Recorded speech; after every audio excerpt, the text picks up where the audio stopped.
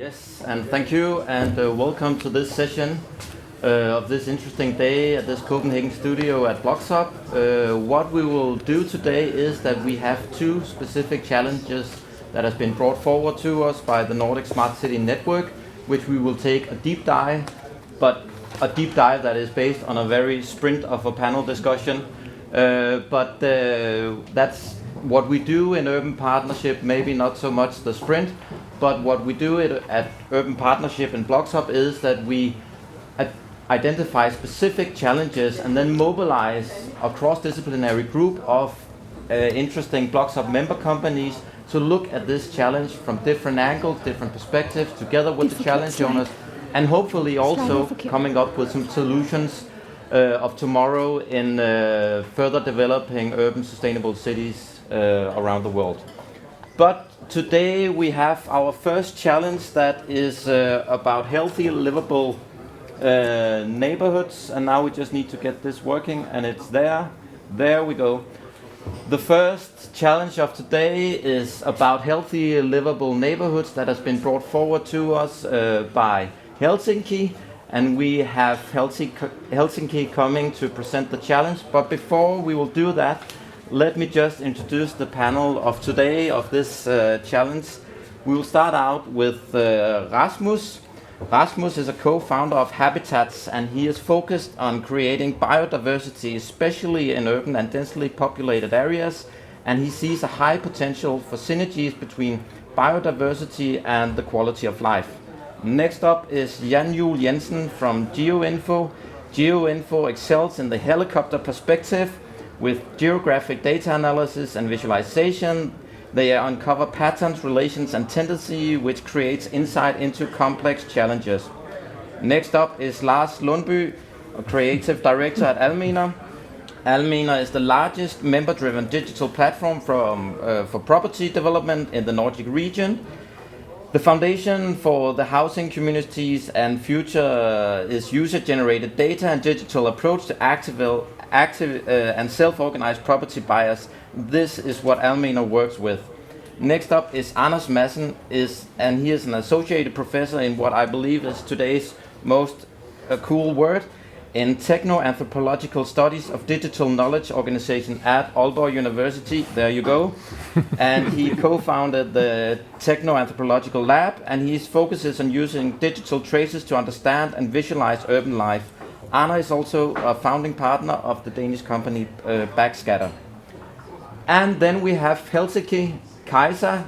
Kaisa works as a development manager at the forum Viridium Helsinki, a city-owned innovation group and a partner in the Nordic Smart City Network. And Kaisa, welcome to you. And first I would like to give the word to Kaisa to present the challenge today, and then after that we will start discussing the challenge. Kaisa? I'm not hearing anything you say. Perfect. Jacob? Can you hear me? We can hear you. Thumbs up. Okay. I don't hear you, so I'll just be talking to you in that case. Let's see about the... Thanks. Okay. Hi everyone, my name is Kaisa, and I come from Torben, so we're the city in Helsinki. And we're also part of the Nordic Smart City Network, where we're working together with actually 20 Nordic with different thematics related to challenges. And today I'm talking to you about a certain project we're doing together in Nordic Innovation Fund and Nordic Healthy Cities project. And we'll be telling you more about that. Sorry, I hear an echo with my own voice. So yeah, unfortunately, we have some very bad connection right now, Kaisa. I think maybe we will try and jump into the discussion. I have some notes here from the challenge, and then we can see if we can create a better connection and then take it from there. But the challenge that you guys are working on is, let me see here in my notes, You have a project where you have joined forces together with the city of Stavanger, Vanta, Copenhagen Solution Lab, and Kristiansand municipality to create a project where you will look into creating healthy, livable neighborhoods, and by empowering local citizens also in creating these local neighborhoods.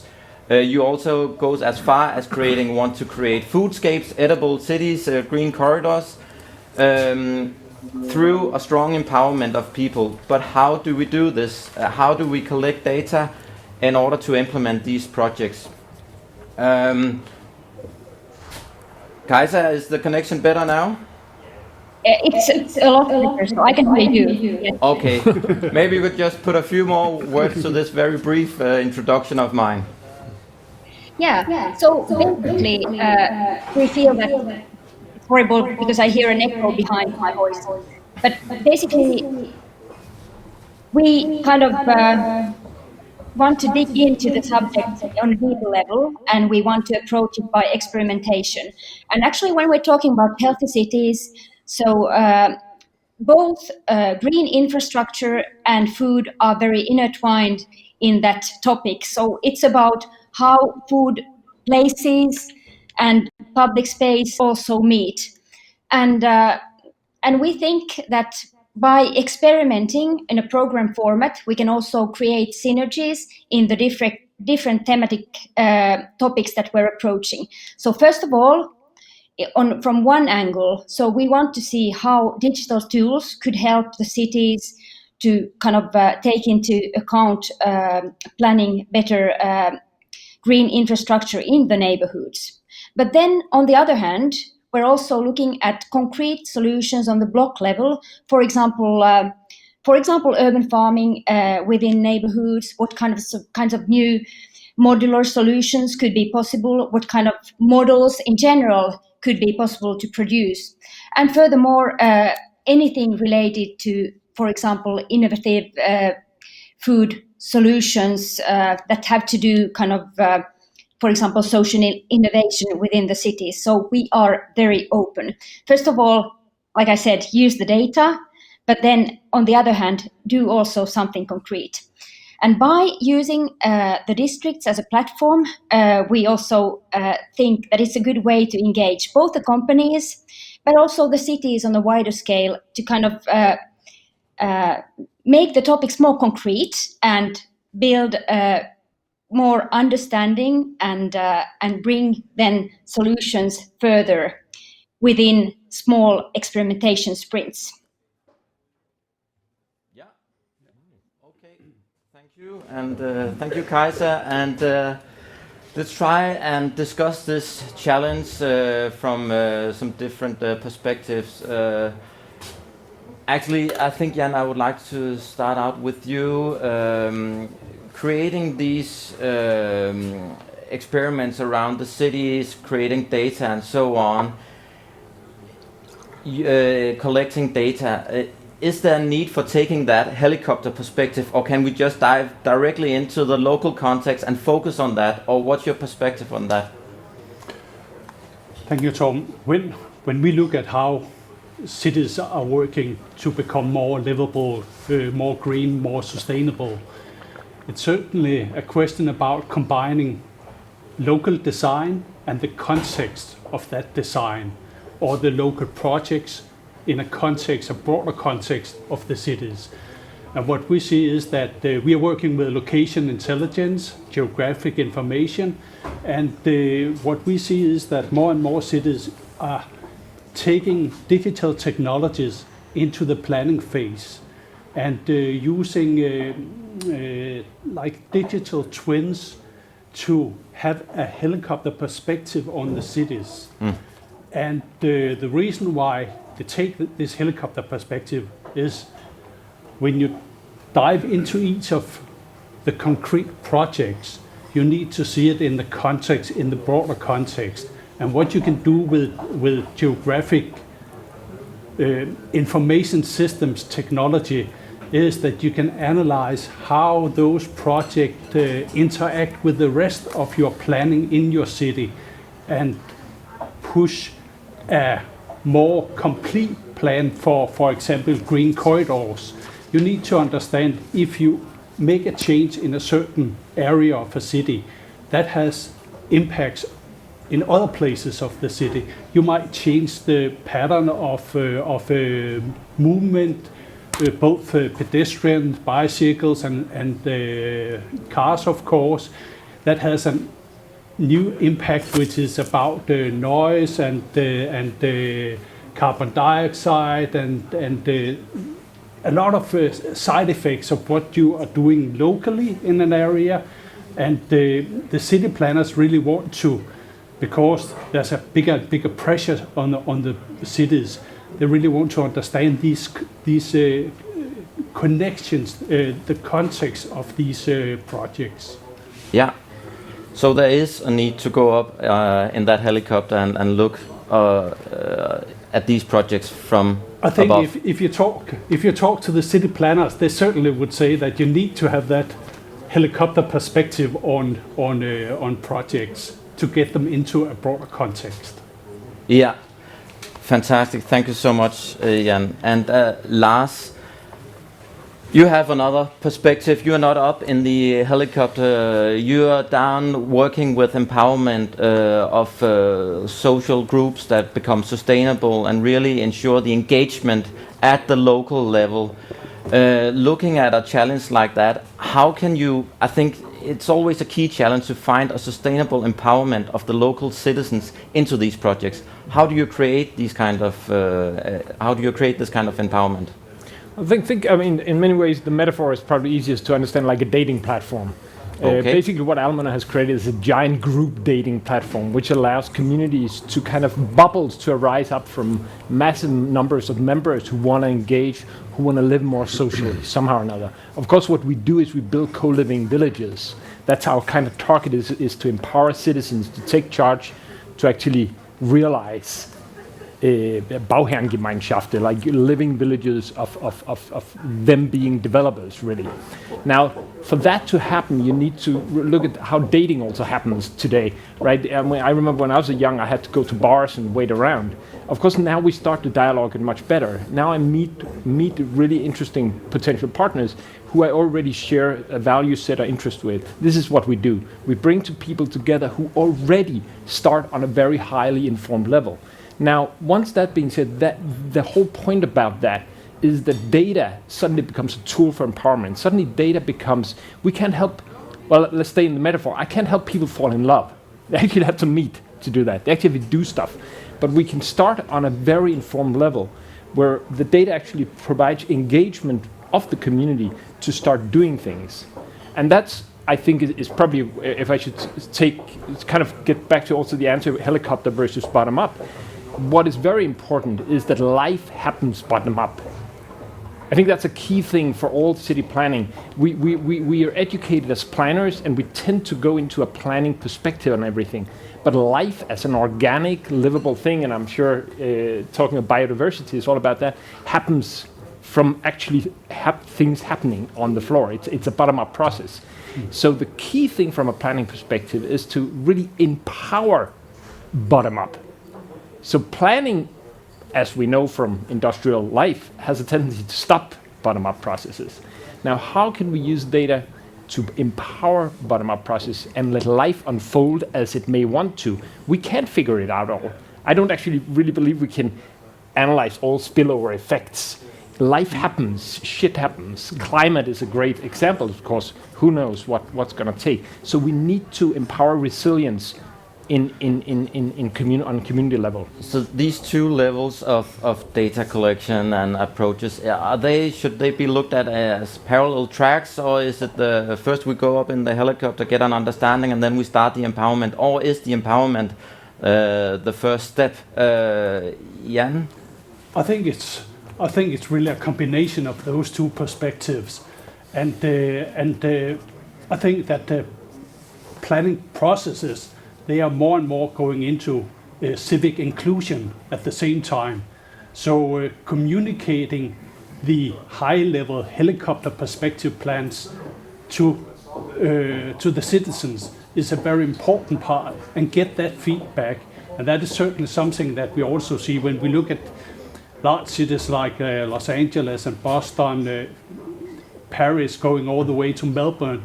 They are actually using location intelligence technology also to include citizens into the discussion about, is this the right direction we are taking?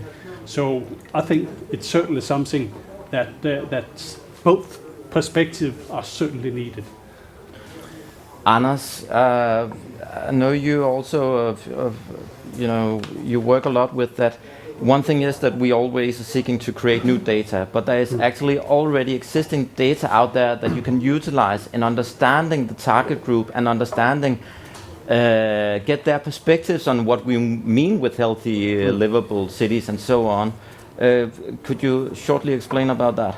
Yeah, so in our research lab, we are working a lot with rethinking anthropology. And one of the things that we have been working with a lot the last 10 years is what we call the controversy mapping, or mapping public debates on social media. And social media has gotten like a bad reputation as a data source because it has been perceived as sometimes spam and driven by algorithms and engaged with all these surveillance capitalist problems. But in fact, there's also a lot of rich data to be gathered from these media. So when you think about it, when people really have a stake in an urban issue, they're bound to leave a trace on it somewhere on Instagram or Facebook or another medium. And the debates about Almenr in Copenhagen is a really good case in point of that happened a lot on Facebook, for instance.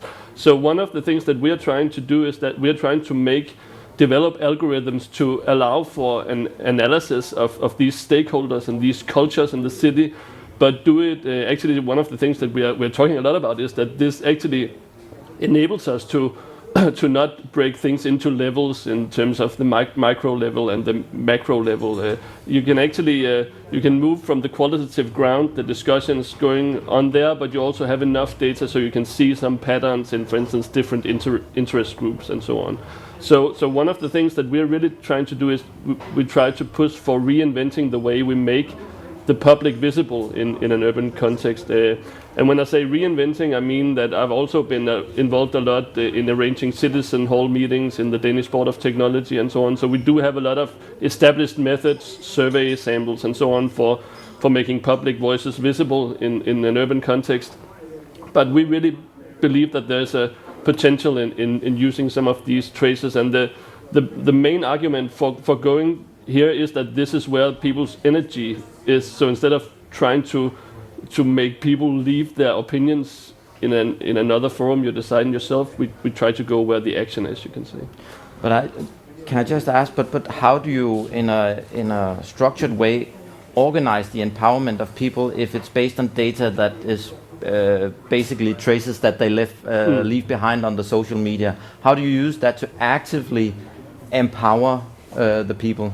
I think there's two answers to that. So I think in itself it is sort of an empowerment to make these traces visible, because people actually, they voice themselves in these media, and I've actually seen in Facebook groups people asking like, why is nobody taking this serious? Like there's long debates about the new bus routes in Copenhagen, but nobody looks at them. So just having a tool that can actually make this visible in a structured way for urban planners is an empowerment in itself. But the second answer is that we always try to make these things visual in a way that we can feed back to the public debate. So the best example of that is not within an urban context, but we mapped the public debate about the future of the schooling system after the school reform 5 years ago.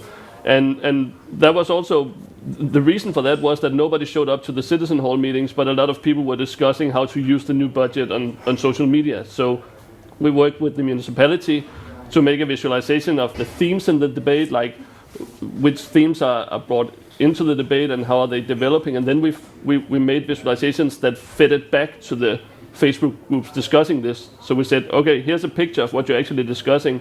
How do you react to that? So it was kind of an iterative process of trying to find a structure in the debate and then feed it back to to create that empowerment of these people who sit at home, after the kids are tucked to bed and make their voice visible. Just a brief question. I just need to understand. Isn't there a privacy issue in relates to data that is left behind as traces on the social media?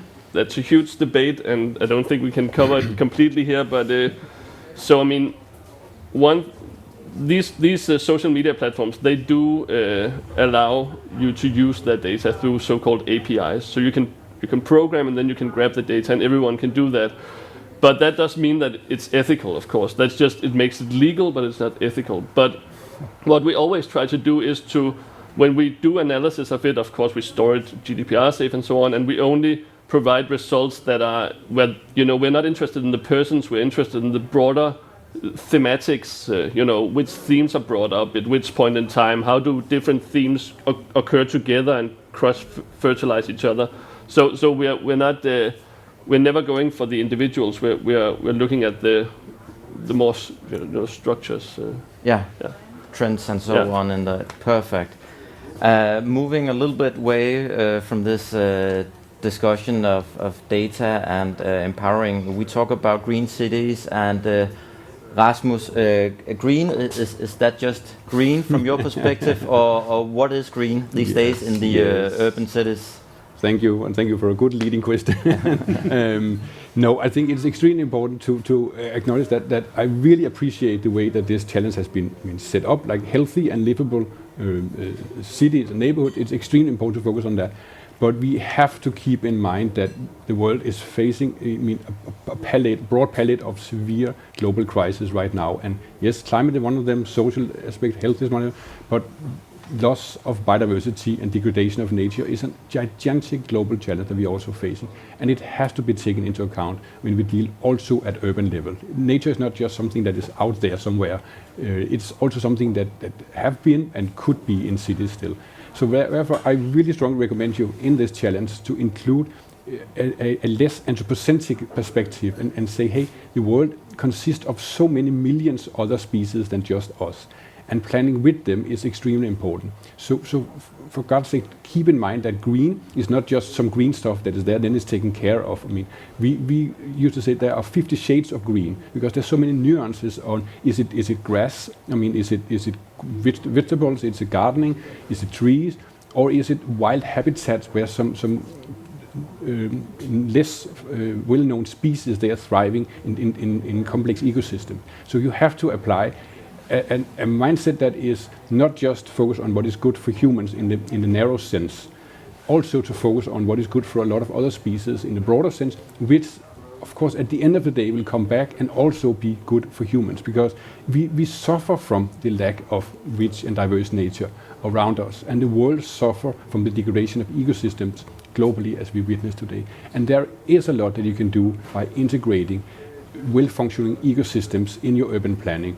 There's a long list of services that those ecosystems provides, like dealing with stormwater, pollution, noise pollution, particles, but also provide the sense of belonging and the health that is to be distracted from all of your computer work and whatever, and enjoying some of the food chains from microbes to insects to birds to whatever. So there are many good reasons to broaden the palette and say, hey, green has to be more than just edible gardens that's edible for us. What about gardens that are edible for insects or birds or something? But creating that larger room of diversity in the green areas in the cities, and also wanting to empower and mobilize the local resources, local citizens to also actively maintain these green areas. The more diversity, doesn't it also make it the more complex to actually to have an engaged process with the local citizens? I would say the more interesting it becomes. Because I think if you just have a green lawn, there's nothing as disengaging as a green lawn. And even though I play football, we need just so much for a good football match and a little bit for some picnicking, and that's about it. But we have vast square kilometers of urban, of grass lawns in every city, I guess, on the planet. So there is so much of it that we can reshape. And yes, some of it can be into some gardening where we grow tomatoes and lettuce that is good for us. But some of them also have to be pollinated. And if you have a good source of pollinators around, that is, butterflies or hoverflies or bees and whatever, you even increase your yields. So even from a narrow perspective, you should be interested in be part of re-establishing some more well-functioning and integrated ecosystems where you live. And that is, yes, a little more challenging than just have a flat lawn and a box where you grow some vegetables. Yes, it is more, but it is also extremely much more interesting. And we start to see a very clear trend that people want more of that now. We are so busy these days, and not just in Denmark, also in Sweden and Norway, to reinvent or redesign the urban areas to include a more well-functioning, broader ecosystems that is not just good for humans, but also. So you're really saying we need to think big when we talk about diversity in green cities. Yes, we need to have the extreme urgent global challenge always present. That is the loss of biodiversity globally is just as big a challenge as climate change issue. But of course, at a daily basis and practical level, we should just design the ecosystems that can be so much more diverse and interesting, which is also good for us. Lars, creating these complex areas with high diversity of nature and so on, where do you see the main pitfalls in engaging the local community into a sustainable process with this? I think, it's hugely interesting because, of course, what we see from experience when you look at how planning process has appeared over the last 100 years is that any planning will tend to go towards the green lawn. So planning will always end in a green lawn. That's what bureaucracies can agree on. So this is a really important budgets, learning. And budgets, that learning will always, that kind of go. So you need to empower something else if you want to have biodiversity on an environmental. You need to empower diversity on a social scene. Again, just to repeat, things happen because somebody does it. So data can provide anonymous, generalized patterns that you can look at. But what really becomes empowerment is to allow individuals to take actions. Life happens from individual action, not from generalized data. So this is one of the big challenges, that a lot of the data we see these days enter on the planning scene as a tool for centralized planning, and we know exactly where that will go. That will go into a green lawn and blue men lawing the green lawn. That happens everywhere in building communities, in big city levels, everywhere. We need to really, as a municipality or as any planner, we need to think, how can we take that step where we actually empower individuals to take action?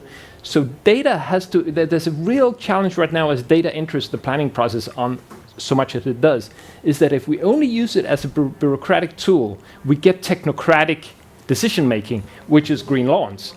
We need to use data to allow individual voices to come up and take action. Very important issue, and that's the pitfall, I think. And that's again, that's also where you actually see an opportunity to create that empowerment based on already existing data available out there. Yeah, so in my mind, there's not this big opposition between data and the individual voice, because I see the individual voices in the data we work with, but I completely agree with you, Lars, that some sort of abstract map of interest in an urban area doesn't make it by itself. But these data are still a very valuable resource for understanding, for instance, the different interest or use context around a certain urban area. So I know, for instance, where I have a summer house, the forest up there is a huge battleground for different, someone's biodiversity, someone's mountain biking, and someone's the mushrooms to enjoy and not have, the animals eat them and so on. So and all of that is traceable in these debates around these different platforms. But I completely agree that cannot be the end point. It's to me that would be an explorative tool to allow you to ask the right questions or feed the right questions back to these different groups that allows them to come together in some way.